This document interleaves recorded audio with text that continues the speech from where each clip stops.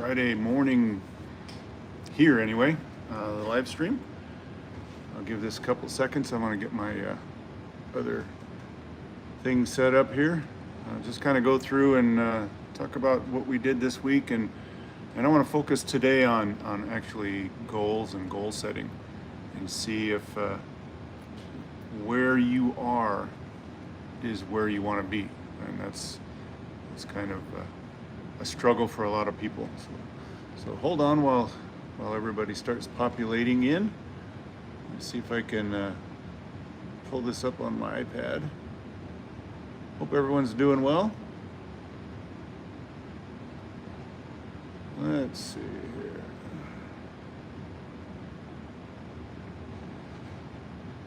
Yeah, I'm not the greatest at technology, so.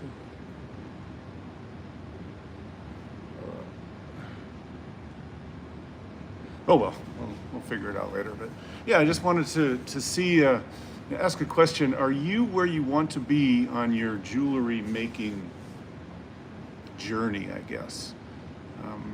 A lot of us have dreams and goals and things that we've set up over the years, and then we wake up one day and it's like, well, this isn't where I hope to be, or this isn't where I plan to be. And then you've got to kind of look at it and say, well, why? What happened? So that's kind of what I wanted to talk about today. You know, that same thing has happened to me. There's a lot of things that creep in. You originally have an idea and you start out, and then over time, things creep in, ideas change, opportunities come, and it's just, you wake up one day and it's like, well, wait a minute, this isn't where I want it to be. This isn't how I planned it. So I think that's why I kind of wanted to have a theme about today, is just goal setting. Are you setting proper goals? You know, I was never a goal setter growing up. Even when I started this business, you know, it was close to 10 years ago, I had an idea of where I wanted to go, and looking back, it's completely different than what I envisioned. And that was because I really didn't have clear goals. I had a direction. I wanted to, you know, take my jewelry making and turn it into somewhat of a living. But that was pretty much it. I had a bunch of different options that I could go, and I've taken a number of those over the time, and it's you look back and it's like, you know what, if I would have been a little bit more intentional about some of the things that I wanted to do, maybe I would have gotten to where I want to be a little quicker. But I'm not complaining. I'm just saying, if I'm intentional about where I want to be, then I can keep that in mind and judge the decisions that I make according to that. So there was a movie a while back, and one of the guys in the movie, he was asking somebody else, and he said, you know, he's kind of talking about, are you happy with your life? And he says, if the road that you're on has brought you to this point and you're not happy, what good is that road? And to me, that struck really hard about goal setting. So a few years ago, I sat down and started investigating and looking into goal setting, and it has helped a bunch. One of the things that I do that the goal setting experts tell you that you need to do is write down your goals. Have a clear goal, have a clear vision or mission, and write it down. And write it down where you can see it, so that it's at the forefront of your thinking every day. And then you can constantly judge, not necessarily judge, but gauge where you are. And you can say, are the decisions that I'm making, even the small ones, moving in a direction towards where I want to be? Or am I just doing things? You know, I look at it like playing chess is, you have got to plan moves ahead. So it's not just like moving around, and I'm not a great chess player. I don't play a whole bunch, but the idea of chess is planning and moving your pieces in a system so that you win the game, and you're not just like reacting to what the other player is doing, but you've got a plan and you're moving towards that. Checkers is the opposite. Checkers is just reacting pretty much to whatever the board is telling you and whatever the player is doing. And if you look at chess and checkers, they're both played on the same board. It's the exact same board. And so I look at it as I was playing chess. I had a plan, but sometime during the game, somebody switched the game, and now I'm playing checkers, and I'm constantly waking up every day reacting to whatever comes at me, reacting to what is thrown at me, and the phone that answers, the people that walk in the front door. And it's like, that's okay, but if I've got a goal in mind where I want to be, then I can't play checkers. I got to play chess. I've got to be planning and strategically planning my goals. And so I'm asking you as well, if you have a goal to be a jewelry maker or to get to a certain point as a jewelry maker, what are you doing intentionally to get there? And do you have that goal written down so that when something comes in the door or a phone rings or something, can you gauge that and say, is this getting me closer to the goal where I want to be? If it is, that's great. If it's not, then do I need to be doing it really? And that's kind of how I look at my days now, is, okay, I make a bunch of decisions during the day, and is it moving me towards my goal? Hey, I see questions. Am I still looking for an apprentice? Yeah, send it. I've got 2 apprentices, and one of them just finished up and moved on and is starting their own jewelry career. So I've got a little bit of a slot open. Yeah. I used to have this as a training center, and people don't know. So when I started my business, this was primarily just a training center. I just trained jewelers. People would fly in from all over the world and spend a couple weeks with me. We do classes in the evenings, we do workshops, and then when COVID hit, I had to change my goals because the game changed. Nobody was coming in, nobody was flying in, and I either had to do something different or close the door. So we did 2 decisions that I'm still, I would say, reaping the benefits, but also keeping me off of my goal. So we come up with our own line of jewelry, and we promote that, and we sell that, and we produce it through this shop. It's called Jewelry by Decory, and so we do a production line of jewelry. We have online sales and Etsy in our shop here. We've got wholesale accounts as well. Where am I located? I am located in Rapid City, South Dakota. Sounds like it's cold there, but yesterday was 70 degrees, and this week's supposed to be nice. I like this. No idea how to price your work. I was having, because I finished up with my apprentice this week, and we were having this same discussion about pricing. So I'm going to do some videos. So if you haven't noticed, every week now I'm coming up and putting out 2 videos, and then on Friday I'm doing a live stream. So mark it on your calendar. Every Friday at this time I'm doing a live stream. I'm in Mountain Time, and it's 8 o'clock in the morning Mountain Time. So put it on your schedule. I'm going to be kind of strict on myself that I'm doing this every time. So where was I? So we come up with our own line of jewelry, and then we opened up our shop to the community for repairs and custom work. And that is still what we do. I haven't opened up the training center back up. I've done classes from time to time, but I still have a heart to teach people.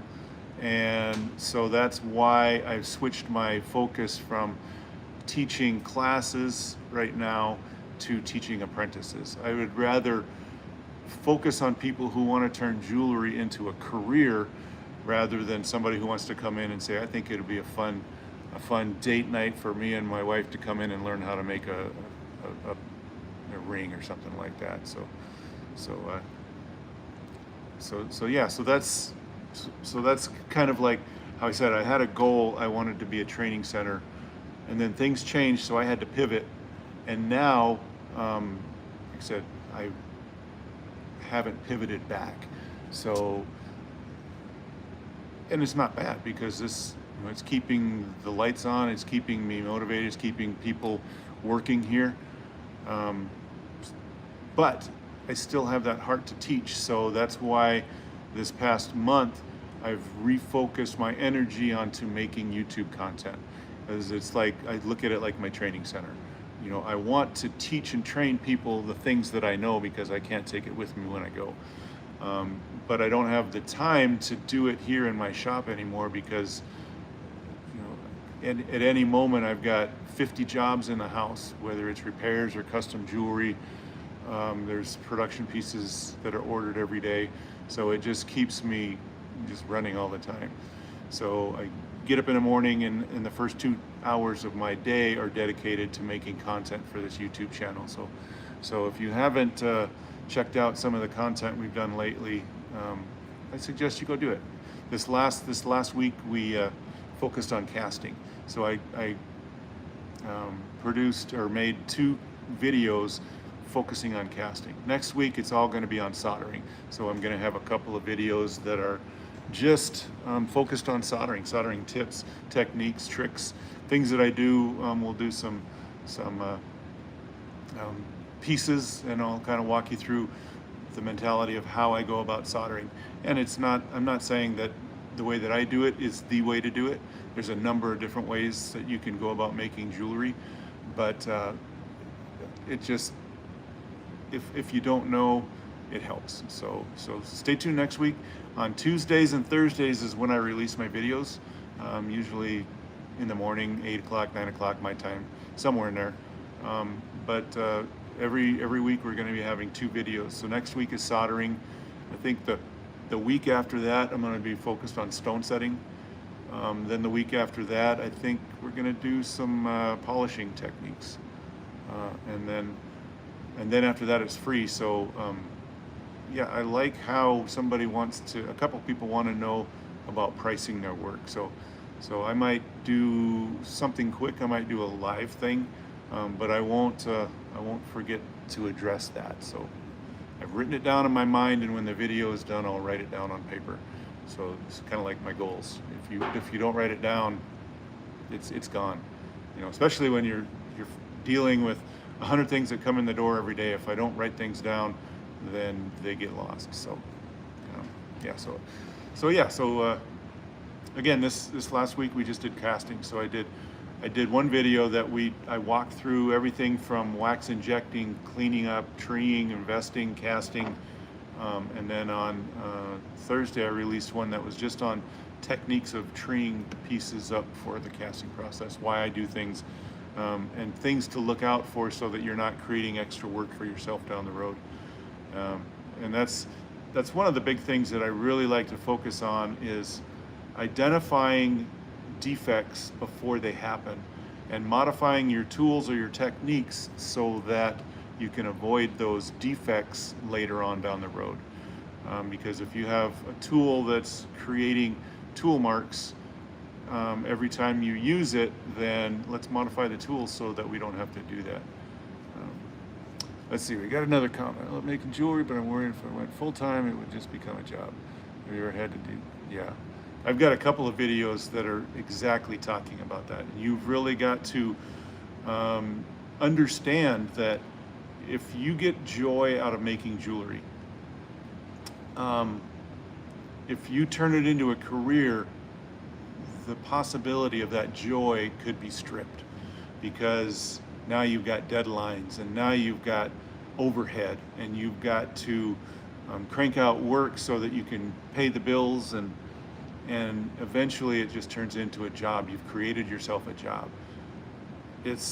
And I'm not complaining about it. That's what I do, and I enjoy it every day. But there's some stressors that come along with that when you turn that into a business.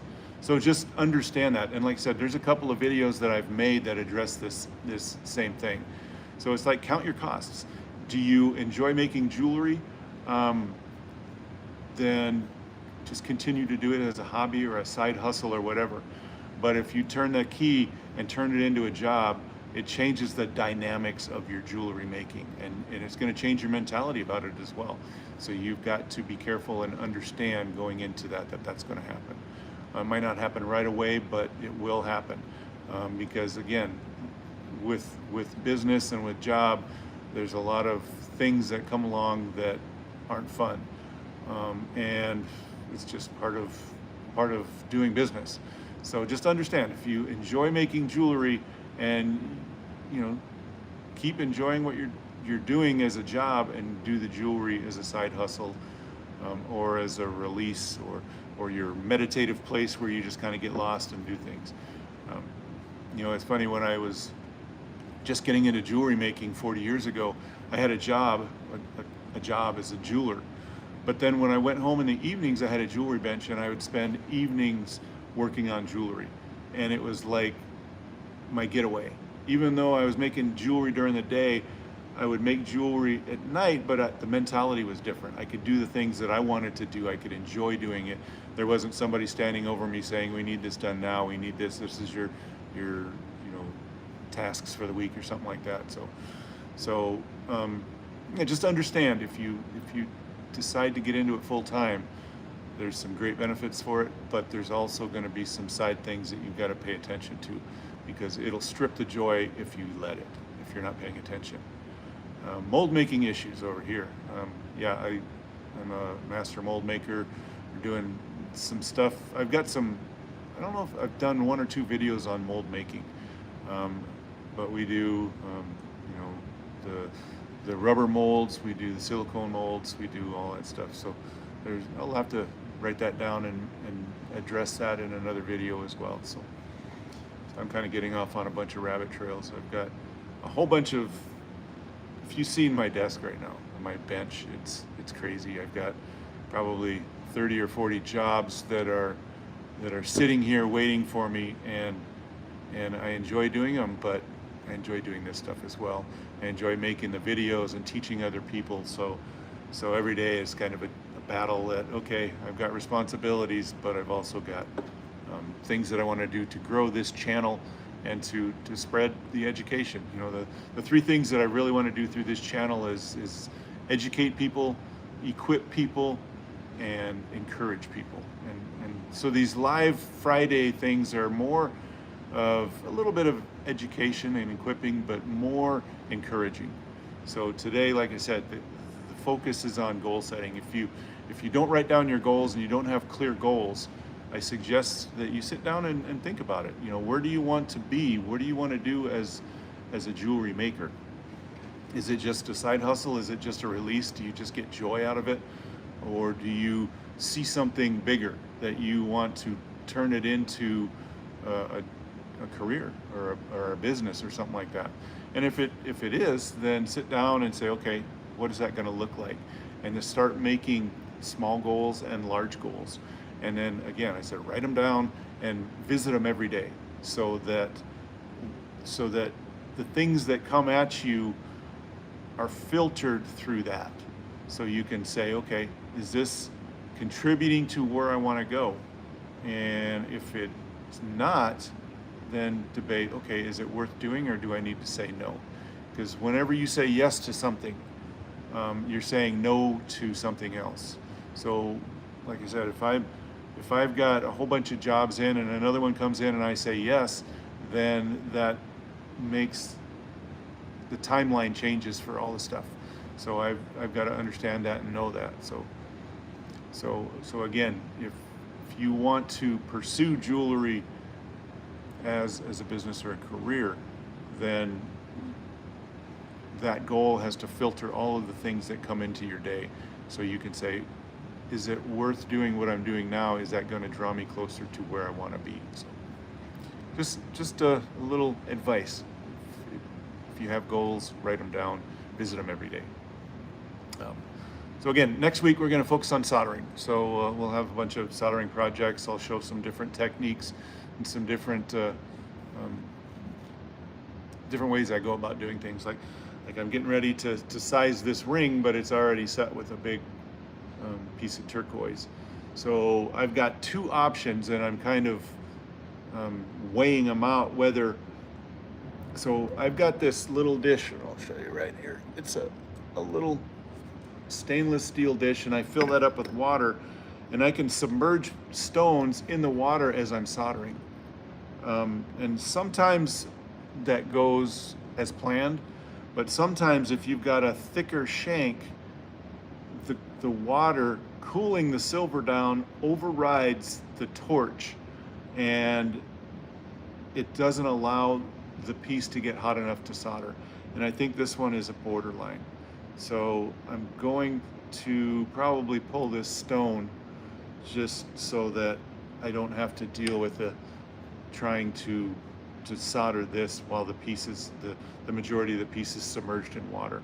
So what I will do is I've got this is my graver. It's a flat graver. I don't know if you can see that. Probably not. But it's a number 45 flat graver. So what I'll do, I don't know if you can see this or not, but I think so. So I'm gonna come in, take this graver and put it like right along that bezel and just gently push the bezel out so that it'll release the stone a bit so I can pull the stone up. And working with these things, you never quite know who's worked on them, where they were built, how they were built. Usually under these stones, if it's an old enough ring, there's sawdust, but you'd be surprised. Sometimes there's nothing under the stone. Sometimes people put all kinds of stuff under there. So I'm guessing this one looks like it's fairly old, so it's probably got sawdust under it. So now I'm just, like I said, I'm just gently going and pushing this bezel. I don't want to rip the bezel. I just want to slowly pull it out of there. And hopefully the stone's not glued in place. If it is, then I've got to sit there and soak the piece in acetone to try and release the glue. And how you can usually tell is you can go like this. Once I start to pull that bezel out, if I tap the ring and listen to it, you can hear the stone vibrating there. And I can hear it vibrating, so that's not glued in. So that's good news. So graver near the, yeah, so you want to be careful not to scrape the turquoise. So you just kind of get in, like I said, this is a flat graver and it comes to a real sharp point. So I'm just slowly getting in there and just pushing that bezel out.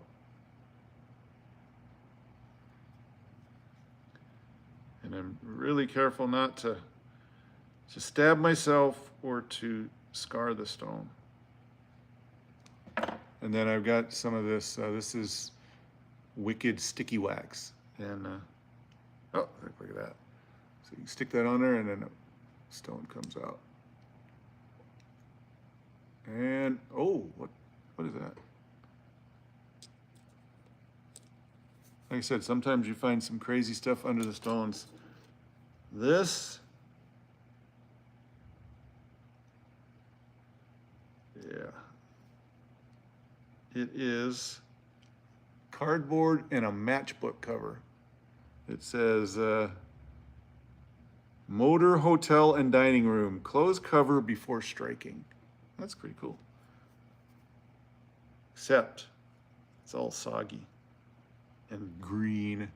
So I'm gonna clean that out. And I'm gonna put something similar to that. What I like to do is, you always get these companies that send you credit cards in the mail. It's like, hey, just call this number and sign up and it's your credit card. I never do that, but I always keep those cards because I can take the plastic and cut it and use it underneath stones. So I've got a number of them. I always got a number of them over here. So here's a piece that I've used before.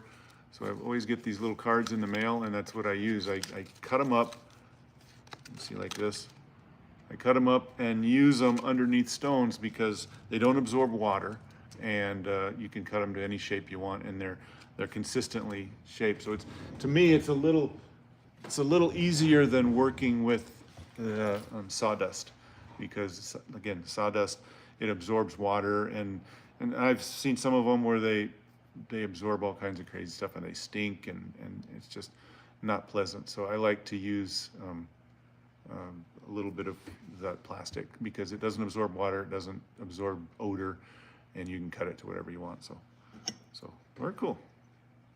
I gotta clean this up. I'll throw this in my ultrasonic just to make sure I get all of the stuff out of there, and then I'll size it. This is like a 12.5. It's got to go to an 8.5. So I've got to be careful not to change the shape of the setting itself. So that's my project for this morning. So I'm gonna get out of here and let you guys on with your day. But thanks for stopping in. Thanks for hanging out with me, and thanks for the questions. I will write them down. I'm going to address those things. How I go about charging, you know, how I go about pricing my work. And you'll be surprised. In fact, my apprentice that I was working with this past number of months, like I said, yesterday, or not yesterday, Wednesday was her last day, and she's on to focus on building her own business. But we talked about pricing, and I was telling her some things, and she was like, "Wow, that's way different than I would have done it." So I'll do a video on that, and then also on mold making. I'll write that down. We'll do some videos on mold making. Maybe I'll find an old one and just kind of redo it or something like that. So yeah, check out the channel. There's like 150 free videos on our channel, and we're adding 2 or 3 every week. So again, thanks for stopping out. And next week we're gonna focus on soldering. So maybe I'll do something with that. So we'll see. I've got so much stuff around here that needs soldering. So again, thanks for stopping out. Make sure if you haven't subscribed to the channel that you do. It helps out. And if you get a chance, stop by the website as well. There's always some free stuff that I'm giving away. There's a free PDF on the website, JewelryMonk.com. The PDF is on soldering, so imagine that. So, all right, you guys take care, and thanks for stopping in, and we'll see you next time.